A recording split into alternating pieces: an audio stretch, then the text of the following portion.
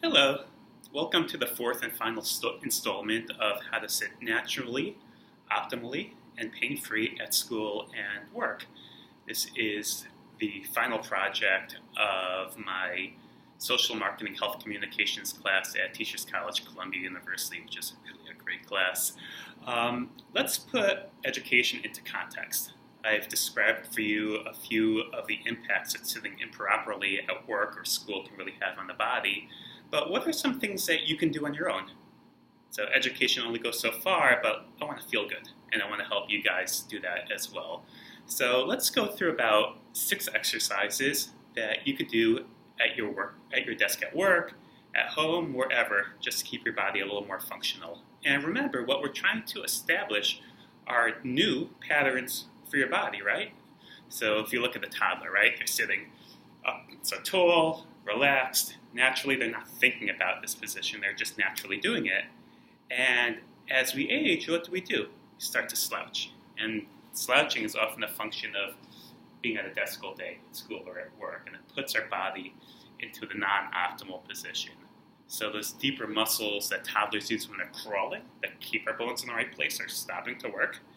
And those more superficial muscles that pull the bones out of the right place, that compress the discs, that start to rub the joints together, creating arthritis or tears, they over-engage. So what can we do not to just put the bones in the right position, but also keep them there so our body just holds? Now let's run quickly through 6 exercises that will better help your body be able to do that. And the first one, as I articulated a few weeks ago in the first video, are sitting cats and dogs. So what we want to do is sit at the edge of our chair, ideally a hard surface chair. Stomach always relaxed, 90-degree angle, heel, knee, hip, feet pointing straight, hip width apart. And what we're going to do is use as little muscle as possible. We're just going to exhale, let our hips roll back, rest of our spine follows. Inhale, roll forward. So we're really trying to roll onto our sits bones, our butt bones. So inhale forward, exhale back. If you look at me from the side, exhale, inhale, exhale, inhale. Okay, so that exercise is really excellent to put our body in the right position. If you have any underlying lower back pain, any neck issues, just be careful with that one. So now, what can we do not just to put our body in the right position, but to keep it there, and ideally without having to always think about it? So the next exercise I want us to do are sitting knee pillow squeezes. When I work with clients, I usually use a yoga block, but since I don't have one, I'm going to use my fists. So let's put our fists between our knees. Again, hips rolled forward, comfortable. So if you feel your low back engage, don't go that far. You're sitting as tall as you can, completely relaxed. And now all we're going to do is squeeze, release, squeeze, release, squeeze, release. Let's do 20 of those. And if you have the time, I would suggest do 3 sets of 20. In between each set, you can just exhale back, inhale forward, reset the position of your spine. And let's have just a natural sitting position as our limiting variable, meaning that squeeze, release. If we start to lose it, stop, pause, reset that, get where it's comfortable, and then go back. Because we're trying to teach our body to keep the bones in the right position and then engage those deeper underlying muscles around the bones being in the right position. Okay, so the first 2 exercises have kind of prepped our body how to sit more naturally, but we're so prone to being at a computer all day or looking at our phone. So probably what's going on is our shoulders are coming forward. We have this tipping tendency of our shoulder, probably throwing the heads forward.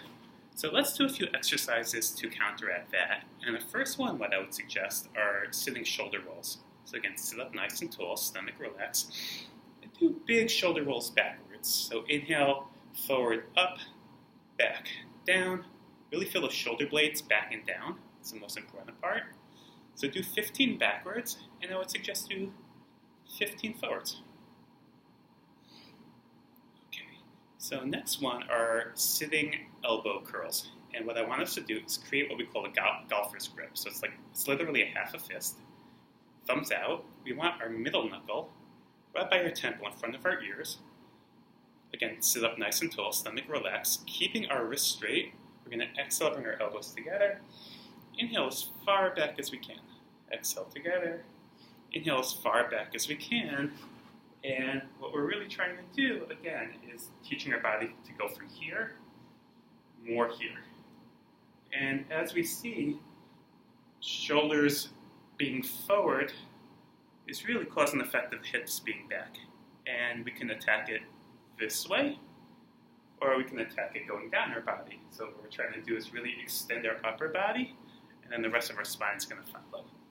So next exercise is sitting arm circles. So we're going to curl the tips of our fingers, chest out, shoulders back and down, stomach relaxed. And what we want to do is rotate our arms about 6 inches. We're going to go 40 forwards, and then palms up, really rotate our arm bone back, 40 backwards. Stomach relaxed. So what wants to happen with the body is as we do the circles, our hips want to respond. But after a while, those deeper postural muscles, the ones that the toddlers use to crawl, they start to kick in and stabilize our pelvis. So we maintain that nice tall sitting position with the right muscles, with the bones in the right place, and then we reinforce more open, natural posture with that. With the arm circles, if it's not natural for your shoulders to be back in place, I might suggest do another set of the elbow curls, because if our shoulders are locked forward and you do this arm circles, you could actually impinge the front of your shoulders, and we don't want to create any additional pain. The last exercise is what we call sitting overhead extension. So we're going to interlace our fingers, palms up, shoulders back and down, so neck's relaxed, stomach's relaxed. Look up, just breathe nice and deeply into your lower belly. Again, sitting up nice and tall. And with these 6 exercises, again, the objective is to repattern our body's natural tendency to start slouching. And when that happens, you're using the wrong muscles, creating pain, strain, injury, and giving your body the right stimulus to sit naturally, optimally, and pain-free, the way toddlers do. And a few good gauges for you to test progression is, does your body naturally just want to go into this position? Does slouching feel, are you noticing that this really feels uncomfortable, and when you sit up tall, it feels better? Or the classic one I use with all of my clients is stand up, walk. Do you feel heavier? Do you feel lighter? If you feel heavier, that's often a sign that those more superficial muscles, the ones that might be pulling the bones out of the right position, are taking over. It can create some pain, strain, and injury. If you feel lighter, that's often a function of those deeper postural muscles, the crawling muscles that toddlers use, engaging first, and then keeping our body in the right position when the more superficial muscles work in a more stable environment. So I hope you enjoyed. I hope this helped. Always feel free to reach out to me with any questions or comments.